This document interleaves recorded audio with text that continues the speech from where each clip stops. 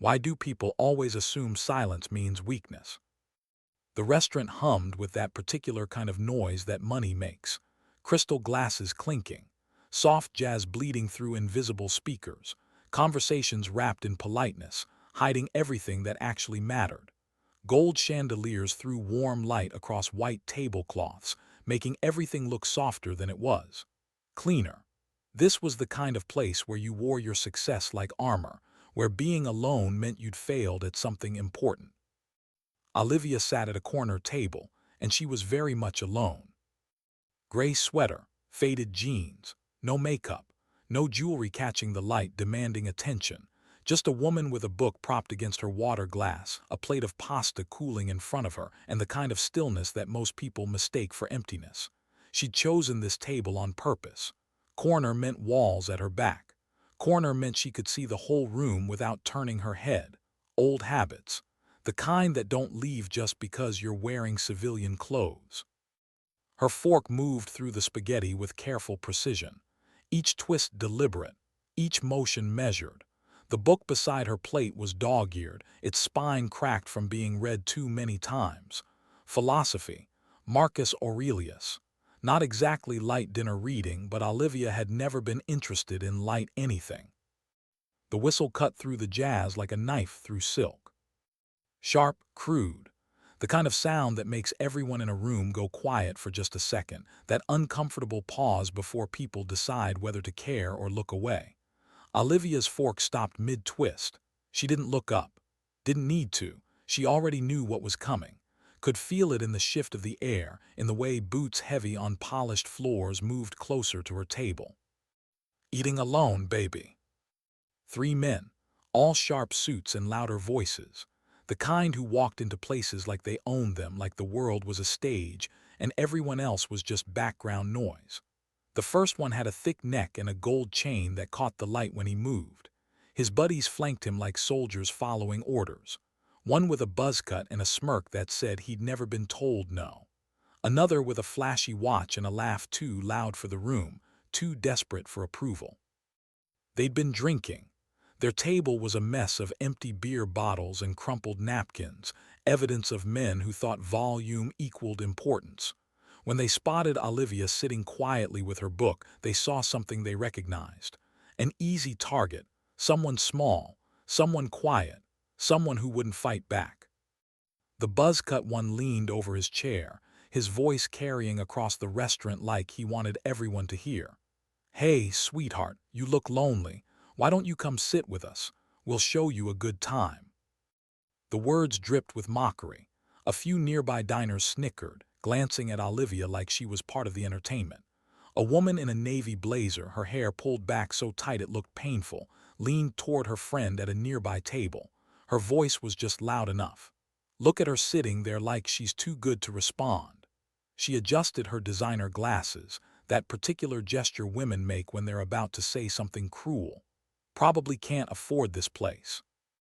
Her friend giggled, younger, fake tan, diamond bracelet catching the light. Why is she even here? Olivia's fingers paused on her glass, just for a second. Her knuckles went white, then relaxed. She took a slow sip of water. The room didn't notice the subtle shift in her posture, most of them anyway. An older man in a corner booth, his suit wrinkled and his tie loosened, caught something in her stillness. His eyes narrowed. He'd seen that kind of calm before, the dangerous kind. She didn't look up. Her fork twirled another strand of spaghetti. Slow, deliberate, like she had all the time in the world and these men were just background noise, not worth acknowledging. The gold chain guy slammed his beer glass on her table. The thud echoed. "Come on, drink with us. What, you too good for us?" The room leaned in, waiting, expecting her to shrink, to grab her bag and run, to do what women in situations like this are supposed to do, disappear, make it easier for everyone. But Olivia just set her fork down, her movements careful, like she was measuring every second. When she lifted her eyes, they were steady, cold, like a winter lake that looks calm on the surface but goes down deeper than you can imagine. "I'll say this once," she said, her voice low but clear. "Don't bother me." The words weren't loud. They didn't need to be. They cut through the noise like a blade through butter. Sharp. Final. The kind of warning that comes from someone who's given orders before and expected them to be followed. The buzzcut guy laughed. That sharp, barking sound that insecure men make when they're uncomfortable. She sounds like one of those drill sergeants from a war movie, he said, slapping his thigh. His buddies roared. The room rippled with uneasy chuckles, people deciding whether this was funny or if they should be worried. A waiter passed by, young, barely 20, his tray loaded with wine glasses. He hesitated near Olivia's table, sensing the tension. "Ma'am, is everything okay?" His voice barely above a whisper. Nervous. The gold chain guy snorted. "Mind your business, kid." He waved the waiter off like swatting a fly. The boy flinched. His tray wobbled. A glass tipped, spilling red wine across the polished floor. The room laughed again, harsher this time. The waiter's face burned red as he scrambled to clean it up, his hands shaking. Olivia's eyes flicked to him, just for a moment. She slid her napkin across the table toward him. "You're fine," she said quietly, kind but firm. The waiter nodded, his hands shaking less as he took the napkin. But the three men didn't let up. Their laughter louder now, feeding off the room's attention like sharks smelling blood in the water. An older man in the corner booth frowned. There was something in her tone, clipped, precise, military. He'd heard it before, years ago, in places that still haunted his dreams, but the three men didn't notice. They were too busy performing, too caught up in their own show. The gold chain guy leaned closer, his breath heavy with beer and confidence. "Oh, come on, don't be like that. We're just being friendly." Olivia's jaw tightened, just for a second. Her fingers brushed the edge of her napkin, folding it once then again. A small gesture, meaningless to most people, but her body was telling a story, getting ready, measuring distance, calculating angles. She didn't answer. The room watched, some diners whispering, others shaking their heads like she was the one out of line for not playing along. A teenage girl at a family table nearby had her phone half hidden under the tablecloth, her thumbs moving fast, filming, probably live streaming to her friends. "She's going to cry," the girl whispered to her brother, who slouched in his chair, smirking. "Bet she runs out in like 2 seconds." Their parents didn't notice. Too engrossed in their own conversation about property values and private schools. Olivia's hand stilled on her fork. Her eyes caught the girl's phone for a split second. She didn't react, didn't call her out. Instead, she pushed her plate slightly to the side, making space. The girl giggled, zooming in, thinking she'd caught a moment of weakness. Then the tall one stood up, the guy with the flashy watch, all muscle, the kind who spent hours in the gym and wanted everyone to know it. He sauntered behind her, his steps heavy on the polished floor, confident, entitled. He slapped her shoulder, hard. The crack of his hand against her sweater made the room gasp. A woman at a nearby table clutched her wine glass, her eyes wide. Olivia leaned slightly away, her body shifting just enough to avoid his grip. Instinct. Training. The kind of movement that looks casual but isn't. He leaned in, his voice a low growl. "No escape, babe, we like you." The words were slimy, coated in confidence, like he thought he'd already won. What happened next took 15 seconds. Maybe less. The room saw it happen, but most of them didn't understand what they were seeing. It was too fast, too clean, too precise. One moment the tall one was reaching for her again, his hand moving toward her neck. The next moment he was on the floor, his face pressed against the polished wood, his arm twisted behind him in a way arms aren't meant to bend. Olivia stood over him. Her gray sweater hadn't even shifted, her breathing steady, like she'd just reached for the salt, not taken down a man twice her size. The buzzcut guy moved, maybe to help his friend, maybe just because his brain hadn't caught up yet. He lunged forward, his fists up like he'd seen in movies. Olivia stepped inside his reach. One hand redirected his momentum, the other struck his knee, not hard, just enough. He went down with a yelp, clutching his leg. The gold chain guy backed up, his hands raised, his eyes wide, but he was too slow. Olivia closed the distance in 2 steps. Her hand caught his wrist, twisting, controlling. She swept his legs. He hit the floor with a thud that shook the wine glasses on nearby tables.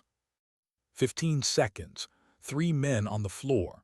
Olivia standing over them, her fork still in her other hand, her face calm. The restaurant went silent, not the polite quiet from before, real silence.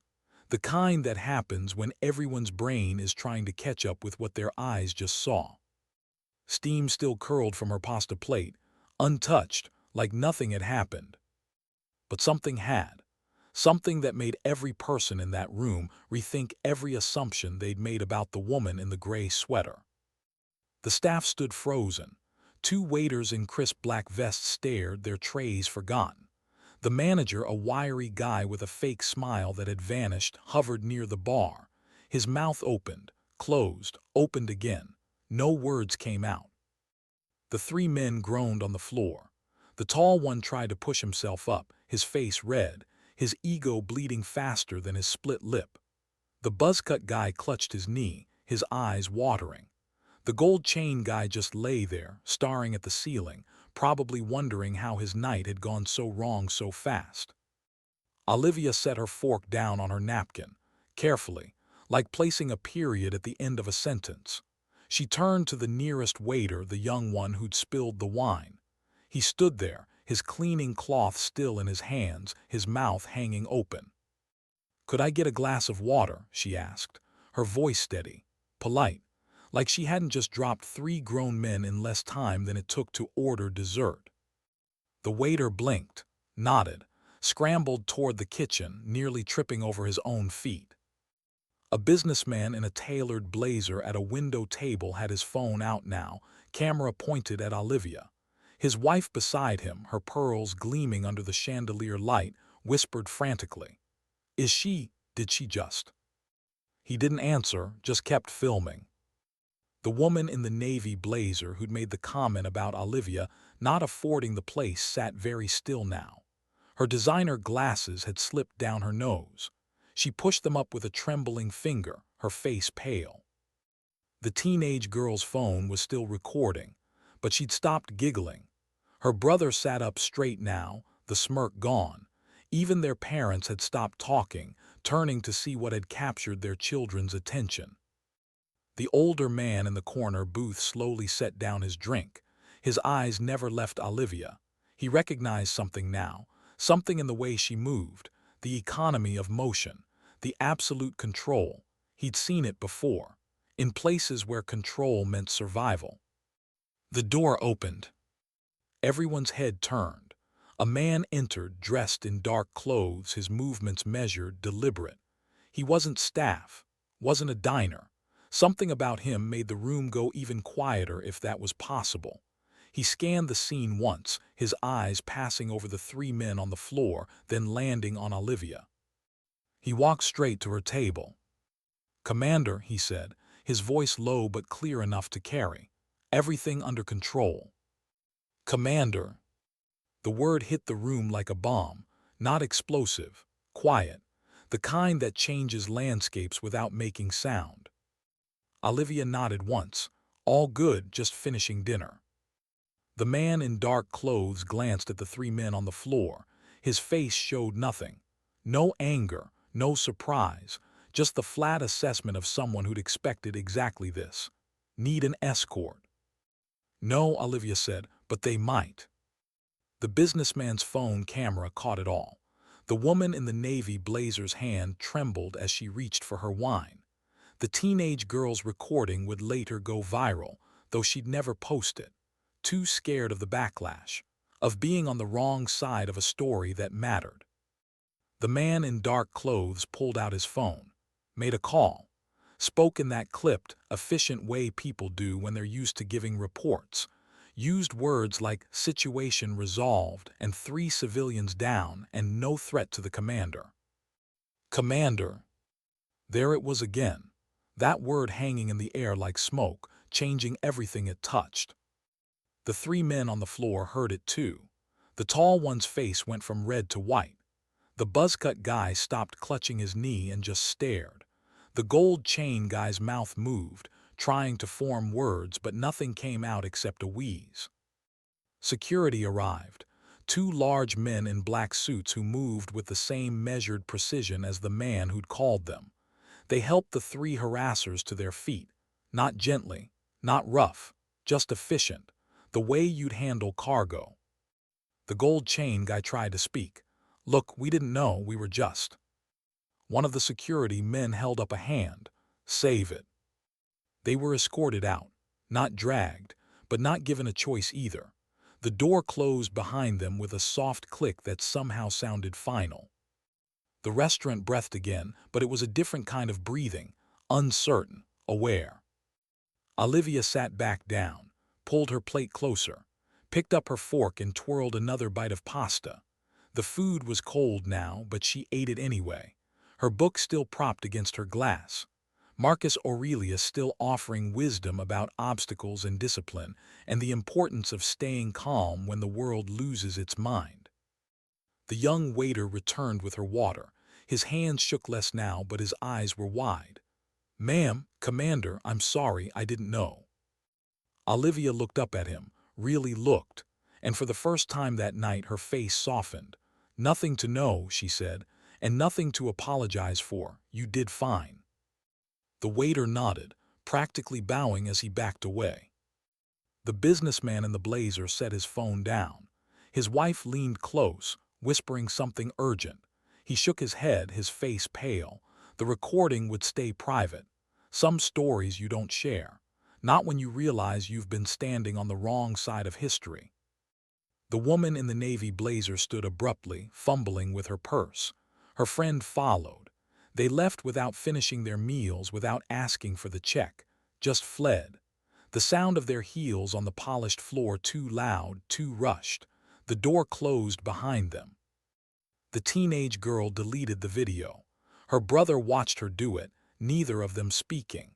Their parents tried to resume their conversation about property values, but the words came out hollow now, meaningless. The older man in the corner booth finally stood. He walked slowly toward Olivia's table, his movements careful. When he reached her, he didn't speak right away, just stood there, his eyes carrying weight, recognition. "Ma'am," he said finally, his voice rough like gravel, "thank you for your service." Olivia met his eyes, saw the understanding there, the shared knowledge of places neither of them would talk about. She nodded once. "Thank you for yours." He left. No handshake, no further words, just that moment of recognition between people who'd walked paths most couldn't imagine. The manager approached next, still nervous, still trying to figure out how to handle this. "Ma'am, your meal is on the house, of course, and I apologize for..." Olivia held up a hand, gentle but firm. "No need." She pulled out cash from her pocket, more than enough to cover the bill and a generous tip, set it on the table. The food was good, the service was excellent. She glanced at the young waiter who stood nearby, trying to look busy, especially him. The manager blinked, nodded, backed away. Olivia closed her book, tucked it under her arm, stood with that same smooth efficiency she'd shown all night, her movements economical, nothing wasted. She picked up her bag, adjusted the strap on her shoulder. At the bar, a man with a loosened tie muttered to his friend, "She's got to be somebody's daughter, right? No way she's the real deal." His friend, a guy with a goatee and a skeptical squint, nodded. "Probably got that tattoo at some beach shop." Olivia turned, her gaze locked on the man at the bar. He froze, his glass halfway to his mouth. The room held its breath again. She didn't say anything, just looked at him with those steady, cold eyes, let the silence do the work. Then she turned back to her table, adjusted her bag with a quiet snap, and walked toward the door. But before she reached it, the door opened again. Another man entered, tall, broad-shouldered, his suit plain but perfectly tailored. He didn't look around, didn't acknowledge the stares, just walked straight to Olivia, his steps measured, confident. He stopped beside her, leaned down, said something too quiet for the room to hear. She smiled, small, real, the first genuine smile of the night. She nodded and they walked out together, his hand briefly touching the small of her back, not possessive, just present, there. The door closed behind them. The restaurant stayed silent for another moment. Then the whispers started, low at first, then growing. "Did you see? That was insane. She just—" "Commander." The businessman in the blazer picked up his phone again, not to record, to search. His fingers moved fast, typing words like Navy SEAL and female commander, and probably how did I not know. The woman in the red dress at another table was already on her social media, her fingers flying, probably spreading the story, making herself part of it, rewriting her reactions in real time. But Olivia didn't care. She was already gone, walking through the city streets with her husband at her side, the night cool against her skin, the noise of traffic and distant sirens a familiar soundtrack. They didn't talk about what happened, didn't need to. He knew what she was, what she'd done, what she was capable of. That's why his hand found hers, why she squeezed back. A quiet acknowledgement between people who understood that strength didn't need explanation. They drove to a diner a few miles away, the kind with sticky tables and coffee that tasted like burnt regret and hope mixed together. She ordered a burger. He got pancakes. They ate in comfortable silence, the hum of an old jukebox filling the spaces between bites. Years earlier, she'd been on a base in the desert, the air so hot it felt like breathing sand. 22 years old, the only woman in her unit, her gear heavy on her shoulders but not as heavy as the weight of being first, being different, being tested every single day. A guy in her squad, a kid from Texas with a drawl and a quick laugh, had handed her a bottle of water one night. The stars sharp and bright overhead, the kind of sky you only see in places far from civilization. "You're tougher than all of us combined," he'd said, half joking, half serious, all truth. She'd smiled, the first real smile in weeks, and kept moving forward. That was her life, had always been her life, keep moving, keep steady, no matter what came at her. Back in the diner, she pushed her plate away, burger half eaten. Her husband looked at her, his eyes soft but searching, reading her the way he'd learned to over years of practice. "You okay?" he asked. She nodded, her fingers brushing the edge of her glass. "Always." The word carried weight, like a promise she'd made to herself years ago and never broken, no matter how many times the world tested it. They paid the bill, left a generous tip, stepped out into the night. The city buzzed around them, alive and indifferent. A million stories happening at once, and theirs just one among many. But it was theirs, and that was enough. The consequences came fast for the three men. Quiet, but thorough. The kind of justice that happens when the world catches up with your actions. The gold chain guy was a mid-level exec at a tech firm. By the next morning, his LinkedIn profile was gone. His name scrubbed from the company website. A quiet firing. No press release. No explanation. Just a gap where his bio used to be. Someone had made a call. Someone important. And suddenly his career prospects looked a lot like his future. Empty. The buzzcut guy was a real estate agent with a flashy Instagram full of luxury listings and motivational quotes about grinding and success. He lost his biggest client, a developer who didn't like the optics of working with someone who'd harassed a Navy SEAL. The story spread quietly through the industry. His phone stopped ringing. His messages went unanswered. The tall one tried to spin the story online, posted a rambling apology video, all fake tears and carefully rehearsed remorse. But the comments tore him apart. His gym sponsorship deal vanished overnight. His social media followers dropped like stones. The internet has a long memory, and it doesn't forgive easily. None of it was loud, none of it dramatic, just the world catching up. truth settling the score the way it always does eventually. Olivia didn't see any of it. She was already gone, moving forward, the way she always had. The restaurant incident faded from the headlines it never really made, but it lingered in the minds of those who'd been there, changed something in them, made them question their assumptions, their judgments, the stories they told themselves about who matters and who doesn't. The businessman in the blazer started double-checking names before opening his mouth at events, started listening more, assuming less. The woman in the red dress deleted her snarky post when it started getting backlash, her followers calling her out for mocking a hero. She made her account private, stayed quiet for weeks. The veterans in the room, the ones who'd recognized something in Olivia from the beginning, spread the story quietly, over beers at VFW halls, in low voices filled with pride and respect. They didn't need details.